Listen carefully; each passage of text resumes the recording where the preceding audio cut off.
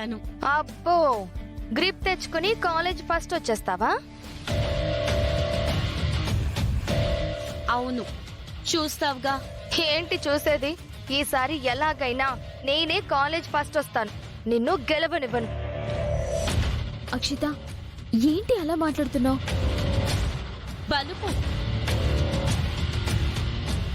Akshita, your talking too much.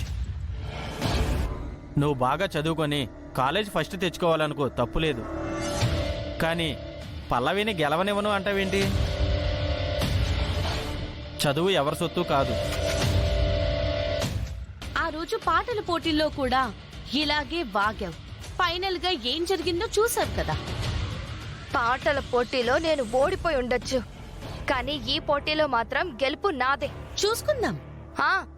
బిల్కుల్ చూసుకుందాం. బస్తీలో రేకుల షెడ్డా, జూబ్లీ హిల్స్ లో బంగ్లానా? ఓహో, నేను బస్తీలో ఉంటాను, నువ్వు కాస్ట్లీ ఏరియాలో ఉంటావనా? తెలివితేటలు ఏరియా బట్టి రావు, బై బర్త్ వస్తాయి. మనం నేర్చుకునే దాన్ని బట్టి వస్తాయి.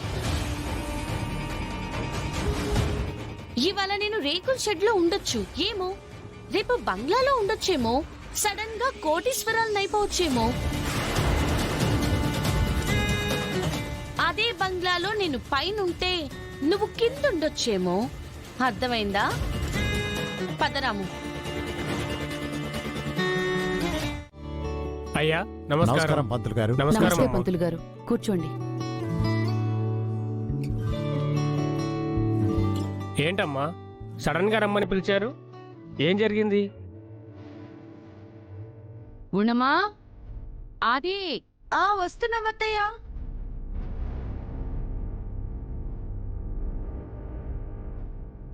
నమస్కారం పంతులు గారు.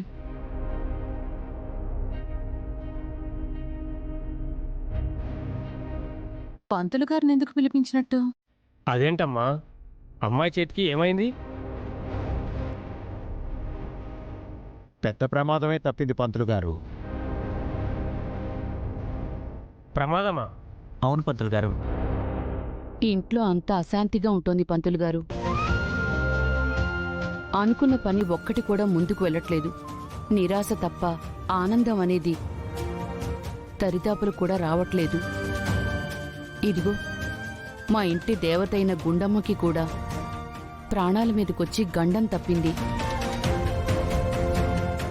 అందుకే దానికి ఏమైనా పరిష్కారం ఉంటే చెప్తారేమోనని. ఓహో, గుండమ్మకి జరిగిన దాన్ని అరిష్టంగా భావించి పూజలు చేయించడానికి పిలిపించావా అత్తా? అమ్మా, గుండమ్మ గారి జాతకం తెప్పిస్తాను పంతులు గారు. అది అలాగేనమ్మా.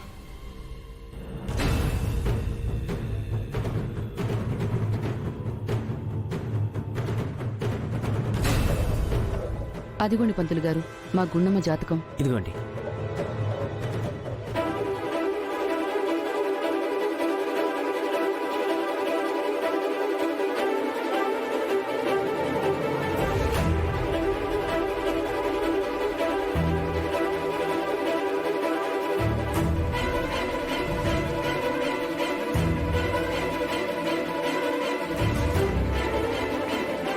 అమ్మా, పుట్టుకతోనే కష్టాలు.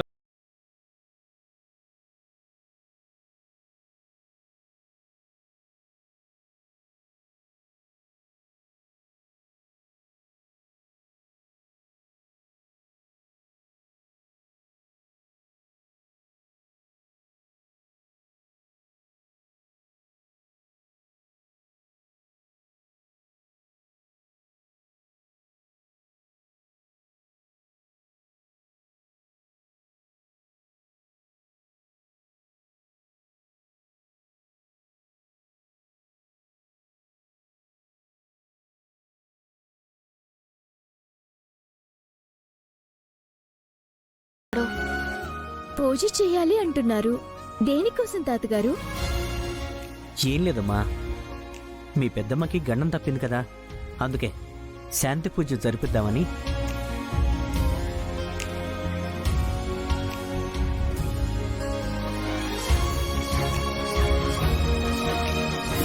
నా బిడ్డని నాకు చూపించు తల్లి.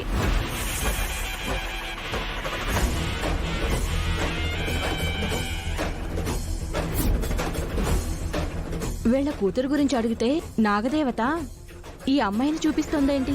ఏమో ఈ అమ్మాయే మీ అమ్మాయేమో. అమ్మా నాన్న రండి. అమ్మా వీళ్ళే మా అమ్మ నాన్న. నమస్తే అండి. నమస్కారం అమ్మా. నమస్తే.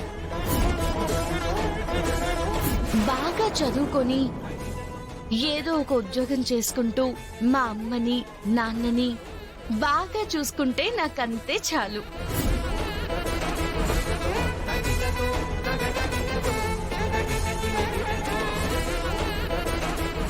పంతులు గారు వచ్చారు. ఏమైనా పూజ అమ్మా? అవును, శాంతి పూజ చేయిస్తున్నా. రేపు పనులుంటాయి, చూసుకో. పెద్దమ్మకి గండం తప్పింది కదా, అందుకే తాతయ్య గారు శాంతి పూజ చేయిస్తున్నారు పల్లవి.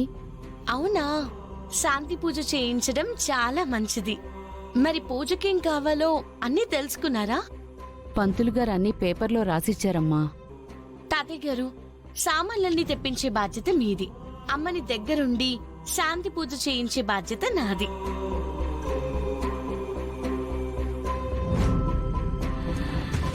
శాంతి పూజలు చేపిస్తే అన్ని ఆటంకాలు తొలగి నీ కూతురు నీ దగ్గరకొస్తుందా? ఎలా వస్తుందో, ఎలా ఈ పూజ చేస్తారో నేను చూస్తాను.